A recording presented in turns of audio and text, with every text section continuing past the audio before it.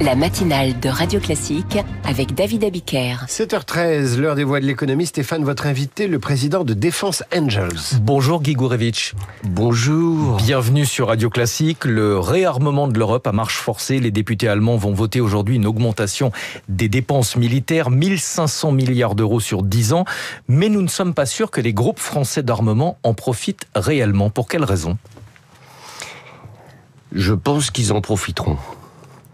Mis à part mon optimisme maladif, je pense qu'ils en profiteront parce que l'Europe va être contrainte de travailler ensemble. Je crois que le président américain nous a fait faire plus de progrès en prise de conscience européenne en 2 mois que peut-être en 10 ans de négociations. Et donc, on va se trouver obligé, par la force des choses, de retrouver notre autonomie stratégique, notre souveraineté au sens européen du terme, et par conséquent les groupes industriels allemands, français, voire même anglais, vont être contraints de travailler ensemble pour avoir une défense indépendante de tout parapluie extérieur.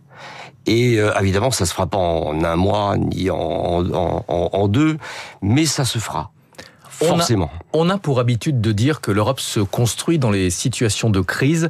Est-ce que c'est vrai aussi, à votre avis, pour le secteur de la défense ?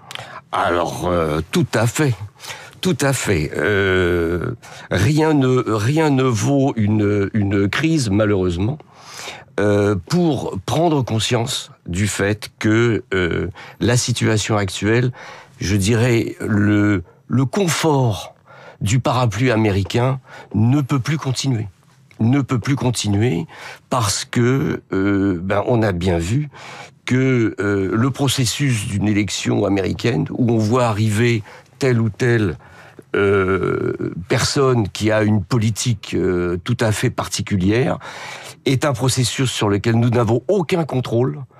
Et quand il s'agit de stratégie et de sécurité et de défense de nos valeurs, on ne peut pas confier ces domaines fondamentaux à des processus qu'on ne contrôle pas. Pourquoi est-ce que l'Union européenne n'a jamais réussi à faire émerger un grand groupe de défense pan-européen ? Alors, un ou même plusieurs. Tout dépend des domaines de compétences.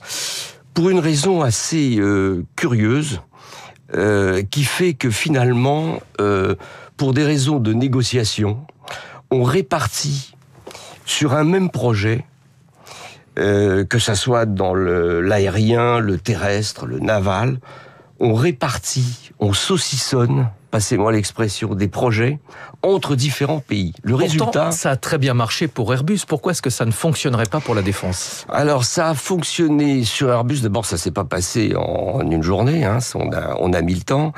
Et ça a bien marché sur Airbus parce que les compétences, les morceaux, je dirais, les morceaux d'Airbus étaient des gros morceaux. Et chacun avait des compétences bien établies, bien planifiées, et que le projet était piloté de façon centrale. À ce moment-là, évidemment, il est possible d'avoir un succès au niveau des différents projets, et c'est bien ce qui peut se faire au niveau de la défense.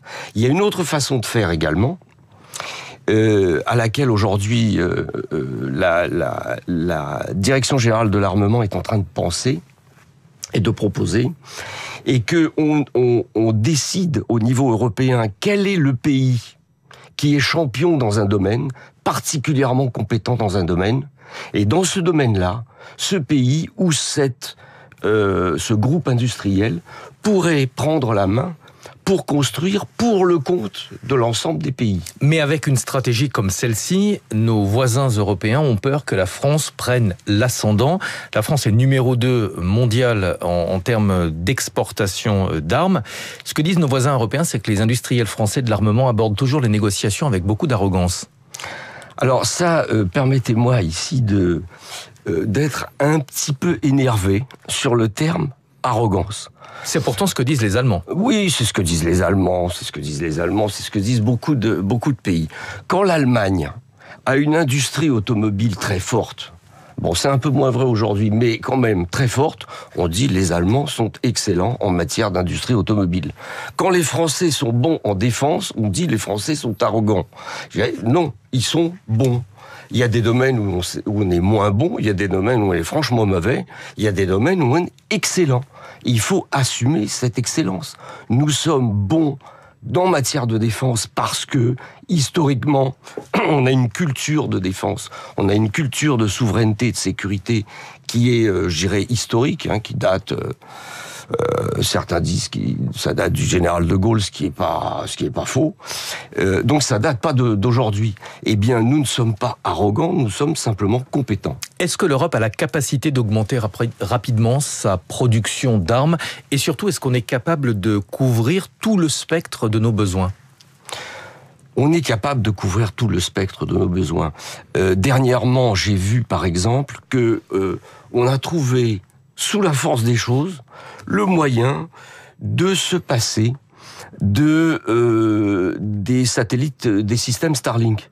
Tout simplement parce qu'on s'est aperçu qu'on avait des ensembles de satellites, des constellations de satellites européens qui étaient déjà en place, utilisés pour des besoins civils, et qu'on pouvait parfaitement adapter et assez vite pour remplacer au profit de l'Ukraine ce système de communication.